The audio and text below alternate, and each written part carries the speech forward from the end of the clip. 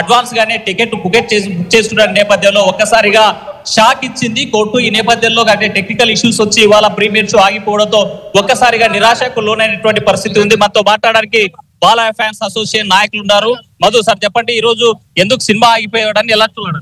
ఈ రోజు first of all మా కర్నూలు బాలకృష్ణ అభిమానులకి, ఆంధ్రప్రదేశ్ లో ఉన్న అభిమానులకి అందరికీ తెలియజేస్తున్నాం, ఎక్కడే కానీ ఎటువంటి అవాంఛనీయ సంఘటన చేయకుండా మనం బాలకృష్ణ సినిమా ఖచ్చితంగా రిలీజ్ అవుతుంది. అది ఏదో సాంకేతిక రూపం అంటున్నారు. ఇది కాబట్టి ఇది ఏమైందంటే ఇది కుట్రపూరితమైన సమస్య అని మేము భావిస్తున్నాం. ఎందుకంటే మా సినిమాని ప్రీమియర్ షో పడకుండా చేయడానికి కొంతమంది అడ్డు తగిలినారు.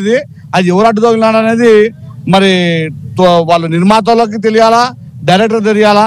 మా బాలకృష్ణ గారు చూస్తాడు, ఎందుకంటే బాలకృష్ణ గారికి బాగా తెలుసు అన్ని.